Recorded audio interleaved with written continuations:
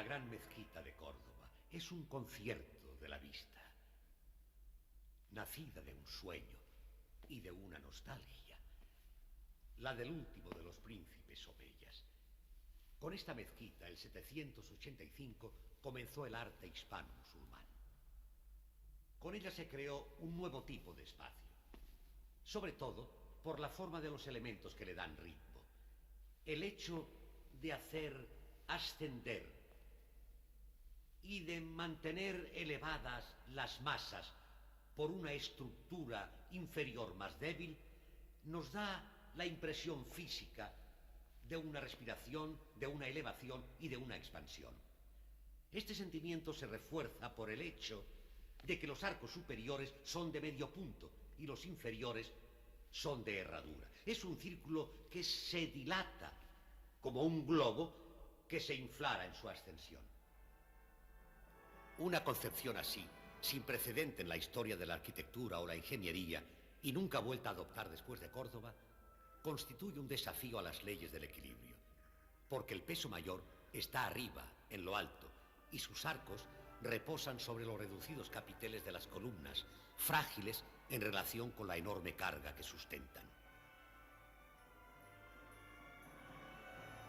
La solución técnica, como es normal dentro de la perspectiva islámica, está subordinada a consideraciones de tipo simbólico.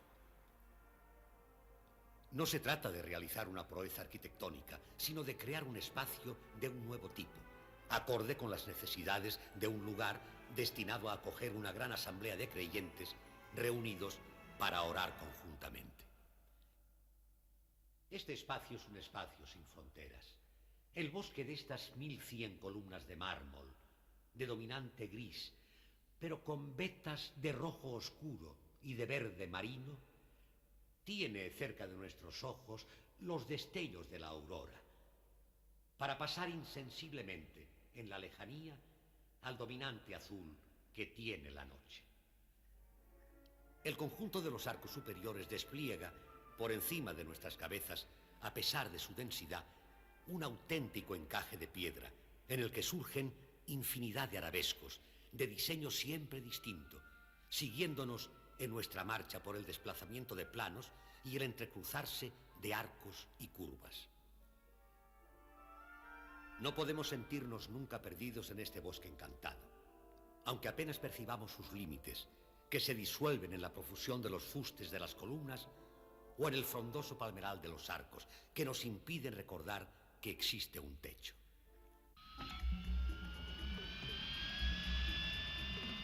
El ingenio humano no conoce límites. Su habilidad ha destruido casi todas las barreras y limitaciones físicas.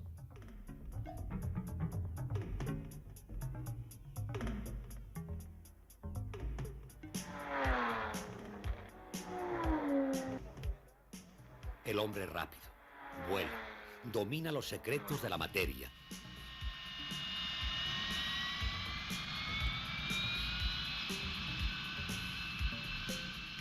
Ha realizado todos sus sueños. Sin embargo, en esta época del triunfo de la ciencia y la tecnología, no faltan quienes piensan que las relaciones entre el hombre y sus creaciones tecnológicas están comenzando a invertirse, si no es que ya se invirtieron hace tiempo. En la civilización occidental, los medios se han convertido en un fin. La ciencia y la tecnología ya no están adaptadas al entorno, no están al servicio del hombre. Antes, al contrario, el hombre y su entorno están subordinados al desarrollo autónomo y devorador de las ciencias y las técnicas. El resultado de esta inversión entre medios y fines es que, 2 siglos después de la revolución industrial, en la que falsos profetas predecían el desarrollo ilimitado del hombre de la mano de la nueva tecnología, la mitad del mundo lucha por su supervivencia y el resto afronta un porvenir lleno de incertidumbre. Esta enfermedad de la civilización occidental, rectora del mundo actual, ha sido llamada la modernidad.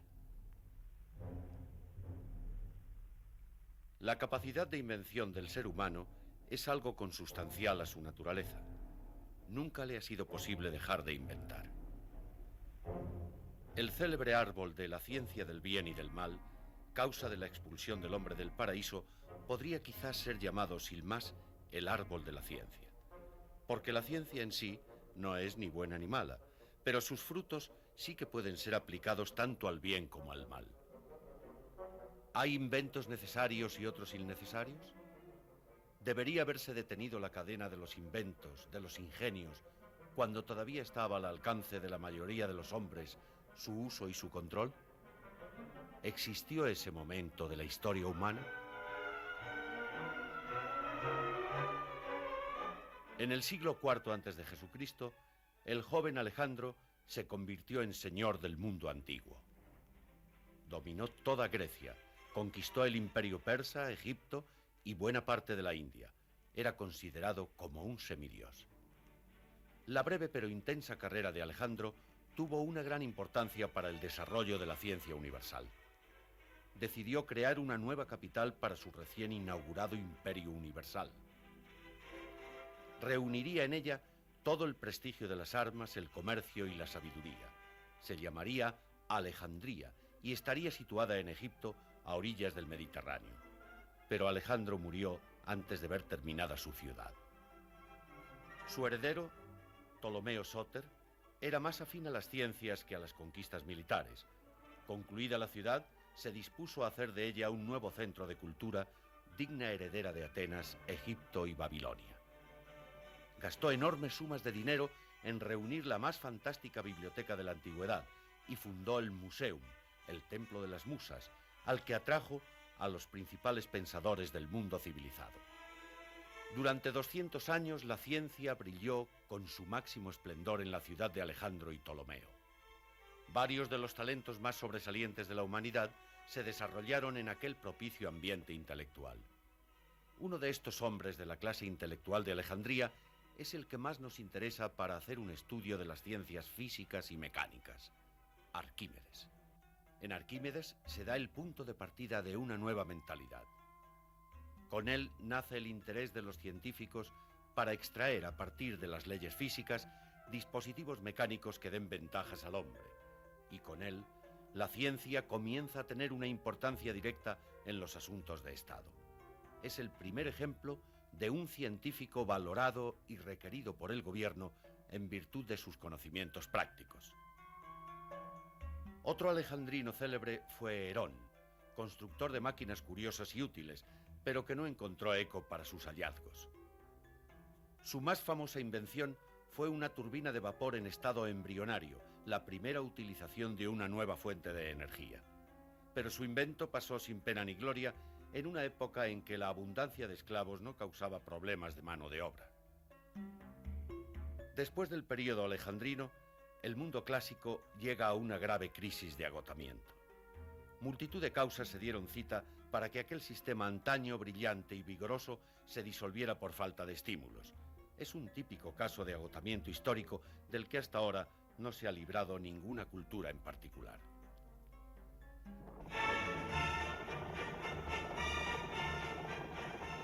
Pero también ha sido una constante en la historia que cuando una cultura declina, otro pueblo más joven y vigoroso aparece en el horizonte lleno de energías.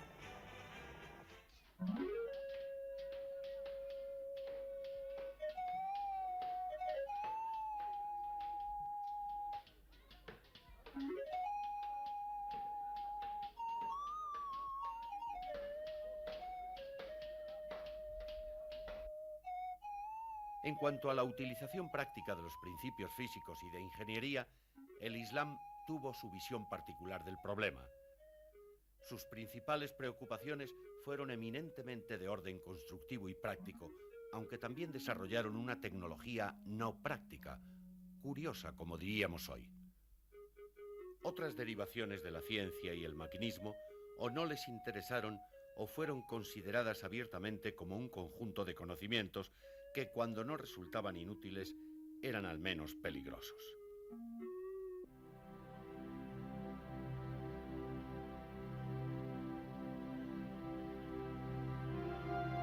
Excepto en ciertas regiones del Islam, el agua era escasa en el resto.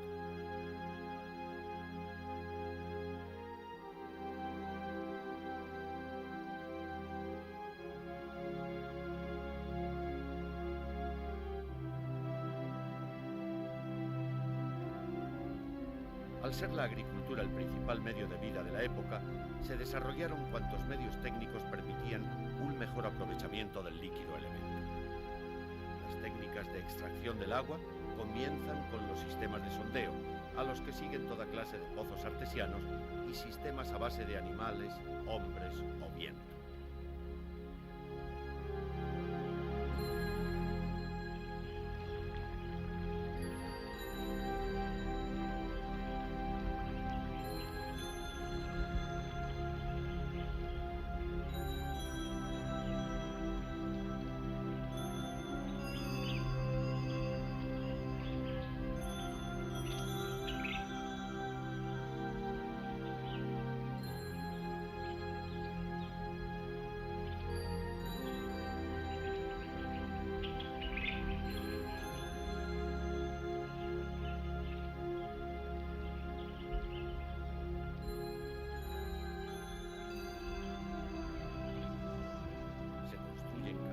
Diques y represas para conseguir embalses y pantanos.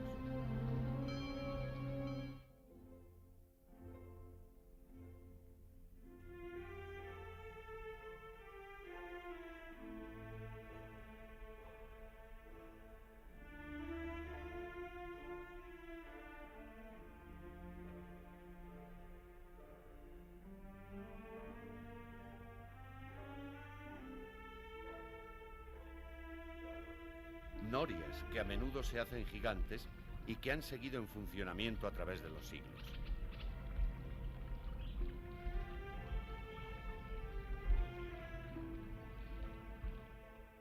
El hombro curvado, inclinado hacia la tierra, abreva el polvo con lluvia de perlas. Su parte superior dispara, cual arco sonoro, rayos de agua todo alrededor, comparable a las esferas celestes, pues sus efusiones parecen cometas combatiendo la sequía. Es un juglar que, encantado por el baile de las ramas, da volteretas armado de espadas brillantes. No creo que sea de sed que gima tanto, si las aguas corren por sus hombros, más bien que ella sea cantadora y el jardín un bebedor, pues siempre bebida y cante van unidos.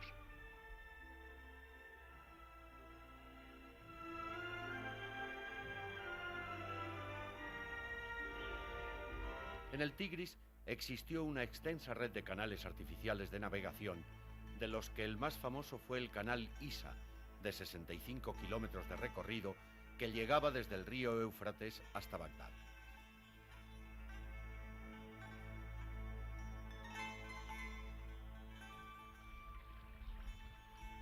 En las ciudades el agua era objeto de cuidadosa canalización y repartición.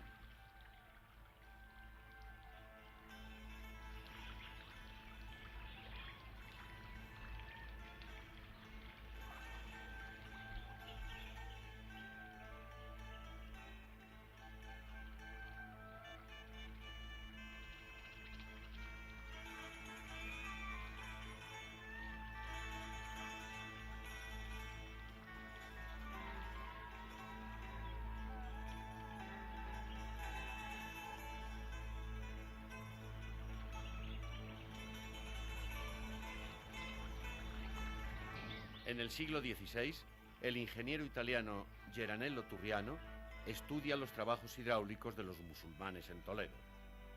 La tecnología árabe, basada en la presión del aire y del agua aplicada a fuentes, molinos y elevadores de agua, forman la base de los estudios de Torricelli.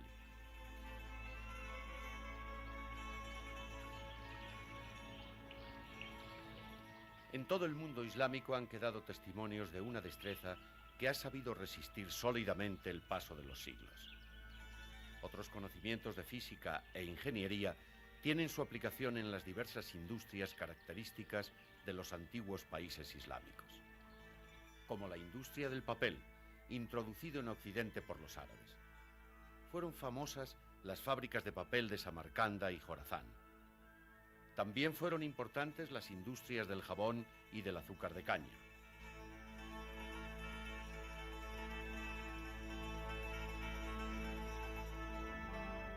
Y la construcción naval, a cuya técnica se deben aportaciones tan importantes como la vela latina y el timón de codaste.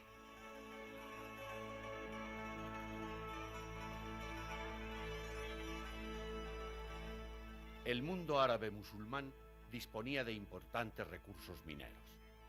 Sus principales zonas de explotación eran el Magreb, España y sobre todo Persia. Fue célebre la región de Ganzak, en el Kurdistán, que era conocida como Ecbatana de los magos.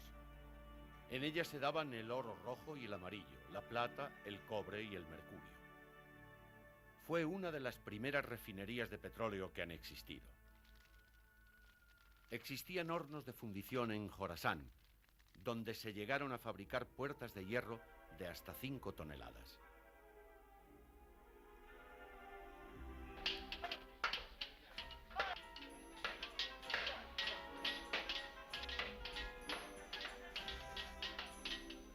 Se fabricaba acero en Samarcanda, sables en Chalak y Toledo, bronce en el Turquestán y en Mosul aparatos de precisión.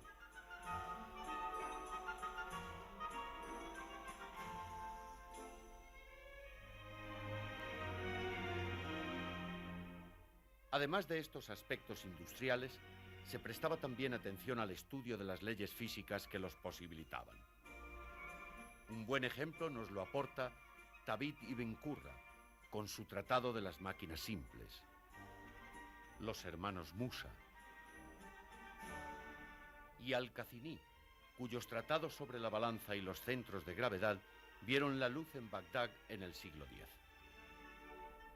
La otra tecnología, que fue muy apreciada entre los árabes, es la que podemos llamar no práctica, la que va más allá de las preocupaciones ordinarias del hombre.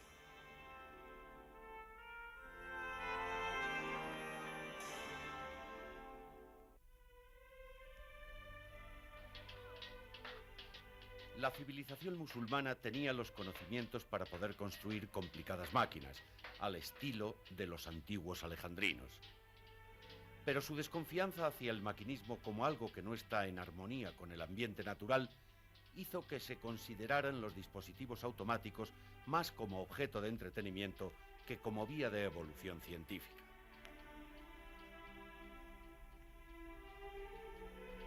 La célebre obra de Al-Jazari, dedicada a los artilugios mecánicos, es la más completa producción islámica en este sentido.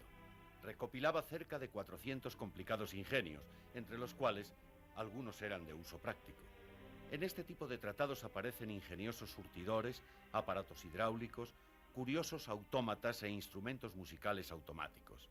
La mayoría de ellos no pasaron de ser objetos de distracción en las distintas cortes del Islam, porque la mentalidad musulmana consideraba peligroso desarrollar excesivamente la tecnología basada en el uso de metales o de fuego. Al igual que los chinos, que inventaron la pólvora pero nunca la utilizaron con fines violentos, los árabes antepusieron la armonía con la naturaleza a un excesivo desarrollo técnico que podía acabar volviéndose contra el hombre.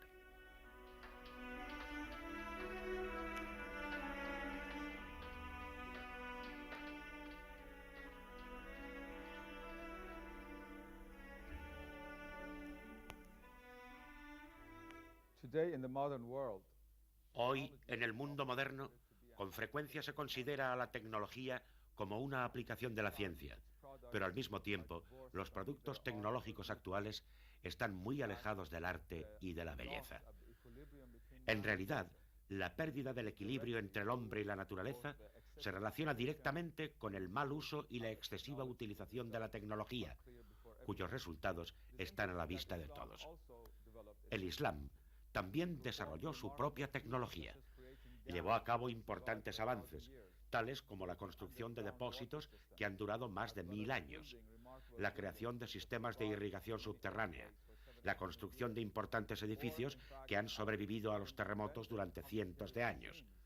También en el Islam se inventaron máquinas complejas siguiendo la tradición de Herón y Filón de Alejandría y de Arquímedes.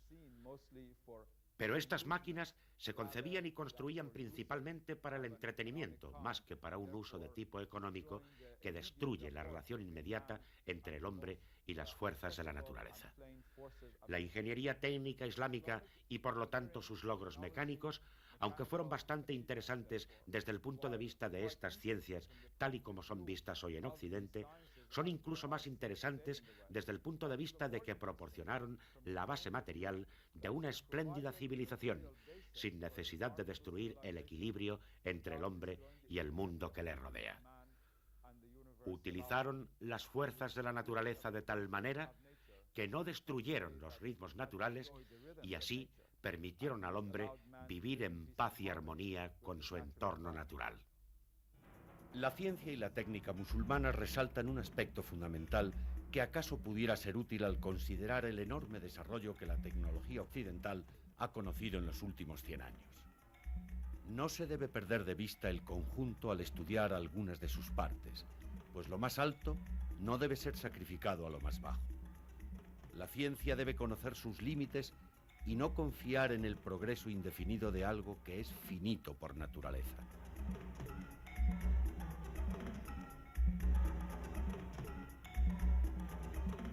Desde esta perspectiva se expresaba el poeta del siglo XVI, Abd al-Rahman al-Jami, cuando en uno de sus versos nos confesaba: He perdido mi intelecto, alma, religión y corazón para conocer un átomo perfectamente. Pero nadie puede conocer al átomo en su totalidad. ¿Cuántas veces deberé repetir que nadie lo podrá conocer? Así pues, adiós.